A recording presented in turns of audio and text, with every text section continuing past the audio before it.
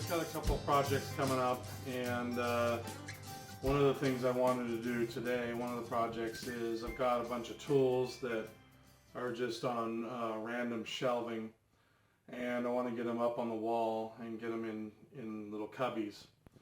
So I'm going to make a wall shelving system for some of these tools in the back here. I'm going to make a shelf for, I've got 2 saws and a belt sander that are going to go on one, and then I've got some cordless drills, and I've got some air tools and stuff, air nailers that are going to go on the other. So I'm just going to record me making this shelving stuff to kind of organize the tools and throw it up on YouTube, and hopefully it'll help somebody if they're trying to organize their tools so they can get some ideas. So they're going to be real simple, and I probably will show some of the cutting, probably not all of it, and we'll just kind of hack our way through it. So you guys can just follow along.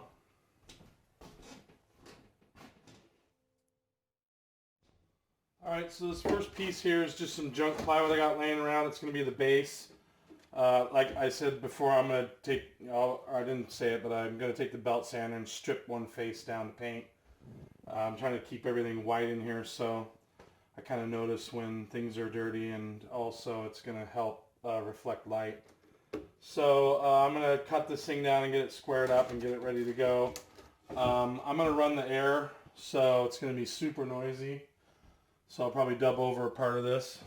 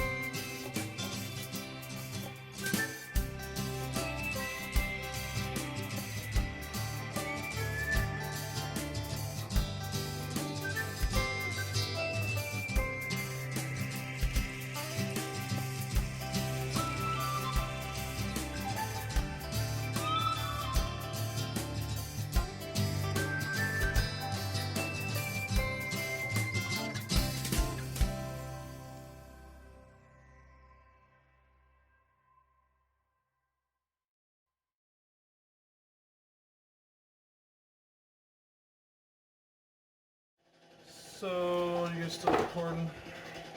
Showing off. All I'm doing here is I'm finding my deepest tool, which I believe to be this. And the plate on it's 12 inches, so I'm going to go something like, I'll probably go 13. Now the risk is, let's see, what's the belt sander? Way shorter than that. So 13 should be okay. And I'll transfer 13 up to the top here. And I should be able to check that with my square after I get my line in there.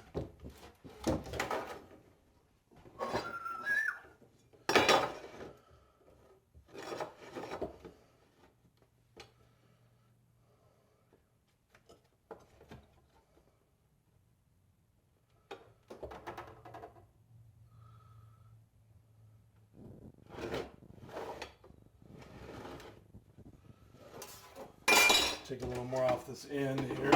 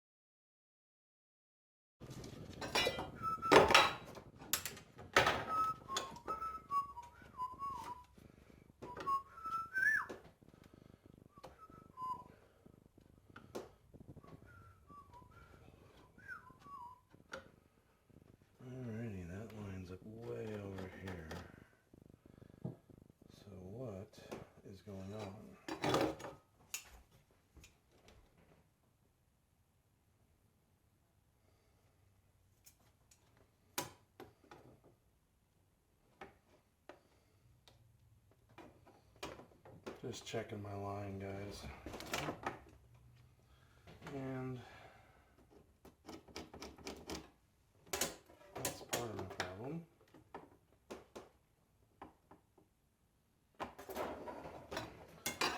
So you gotta double check your square or whatever, because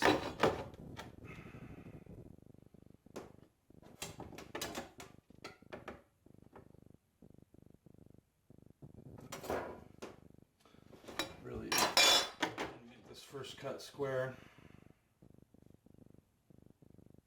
somehow.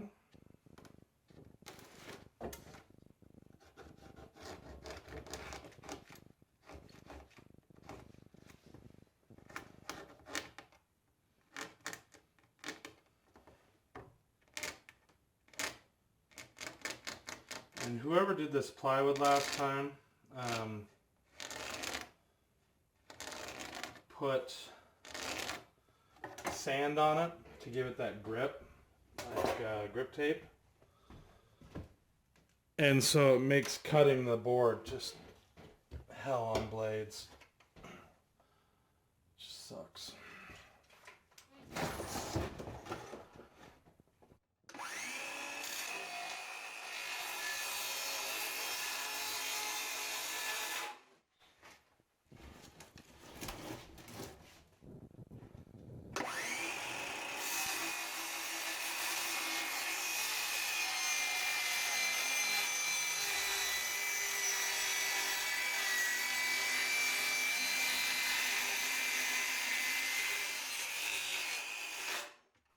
Alright, now let's try that again. See if my number's correct now. Hey, it is.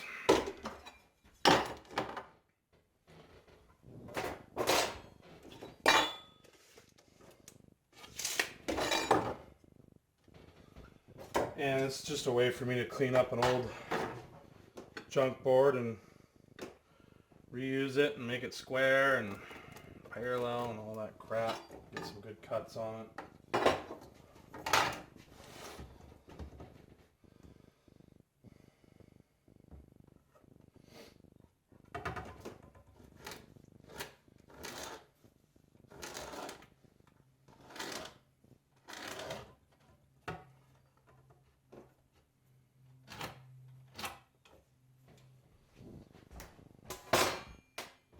Man, that shit goes everywhere.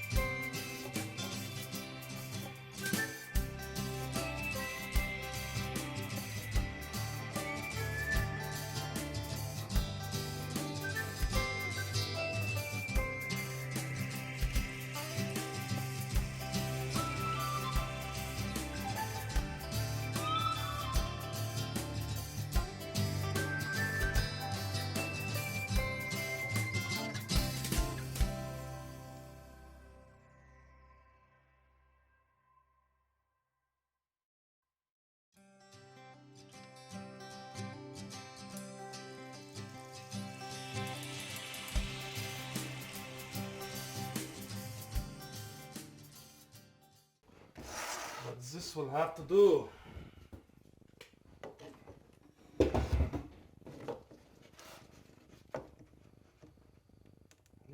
just like that. Man, that's ugly.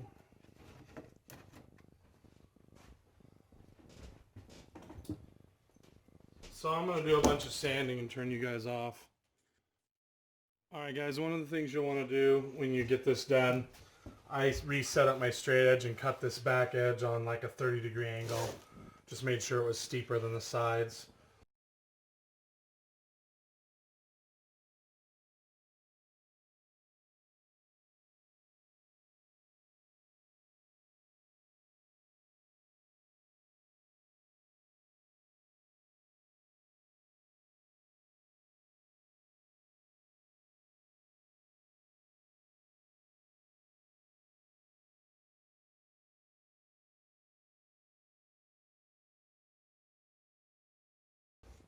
So that it doesn't hold it away from the wall when I go to screw it down. I'm going to put a stretcher or cleats or something across the back so I can screw it in from underneath. Yeah, I wish I would have made the sides taller. So I went ahead and put them flush. On one side I won't worry about it because it's just the saws and they're going to have slots they go into. But on the other side is the belt sander, and it can fall off the edge. So, not quite sure what I'm going to do about that yet. There's a real good chance I'm going to put a little side on there that keeps it from falling off the side. It won't fall off the back, I'm pretty sure. So, we'll get this thing glued up and get it painted, and then get it attached to the wall and let you guys have a look at it.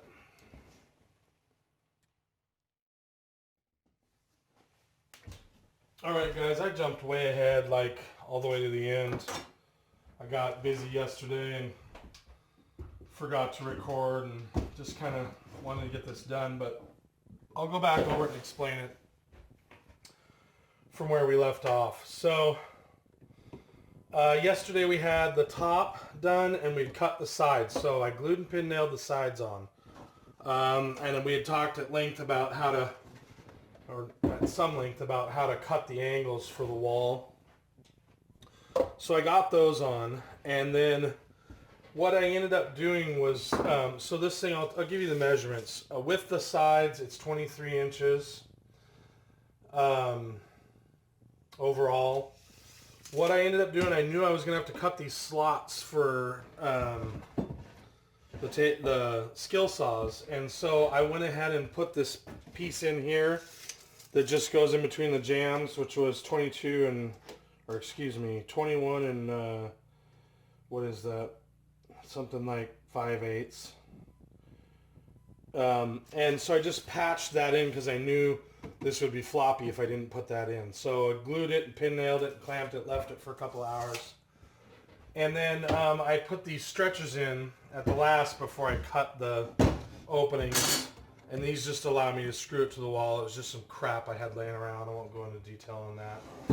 So then on these slots, what I did is I made them big enough for the guard. So I set the saw on there, and I picked my widest saw, which is actually my cordless saw. And I made sure that it was wider than the guard plus some material.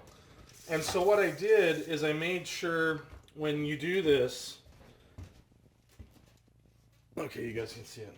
When you do this, you're going to want to measure, you want to leave enough room for your widest tool. So my widest tool from center of blade to the edge is this one. And it measures out at like 7.5 inches. So this slot was cut from the edge at 7.5 inches. And then what I did then is I set the other saw in there to simulate if I had a saw sitting here because I wanted to make it universal, and put a second slot in here and made sure that it cleared the first, the other saw.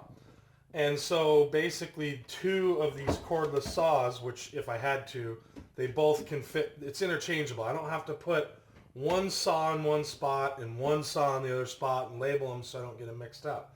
This way I can slam the saw in whichever slot and they both still fit. The intention is to have the cordless saw over here and then my skill saw, my big framing saw, goes here, and then the sander goes like this, and the sander eventually will get a side put on there. I'm going to turn it so you guys can kind of see it in the camera. And so I had to make sure that it was deep enough. You can see for this saw, this was the deepest saw, so I made sure and cut the slots deep enough for both saws. Looks like I missed a spot there with paint. Get that later. But anyway, so this is how it's going to go. It's going to be tilted down the wall so that they sit against the back, and I'm going to put a side on this so this can't possibly fall out. At least I think I will. So that's the whole setup. I'll go ahead and give you the numbers for the slots in case someone's going to do a similar project. I used a Forstner bit to make these round ends. In fact, I drilled them first and then just connected everything with the skill saw. So the slots roughly are 1 inch, 1 inch width, and I used a 1 inch Forstner bit. And then to the center of the hole from the back, from the this backstop, is 9 inches. And then my cut down from the top to center is to the center of the hole, not to the entire slot. Center of the hole is like 3 1/4. So, and then as far as distance apart, so from the edge to the center first slot is 7 1/2. And then from the edge to the second slot is 15 5/8. And so that will give you guys the numbers you need if you want to make something similar, or you can wing it and do your own thing. So I'm going to find the stud on the wall here and get this thing attached, and then we'll get the tools on it and have a look at the finished product. Okay guys, so this is it set up against the wall. I only had one stud right here to attach it, but it seems just fine. So everything fits. I'm pretty stoked about it as far as organization goes. It's nice not to have them just shoved on a shelf. And like I said, I can reverse the saws. And then the idea here now is to get the cordless tools up here and pin nailers. And of course I'll document that build as well. So I've got these two cordless tools, and then I've got these two air tools, the pin nailers. And also I've got an air tank that I want to get hung up, which I actually used more than I thought I would. And then this big drill here as well. So we'll see how all that stuff fits together on the next build, you guys. And I hope this helps someone. Talk to you later.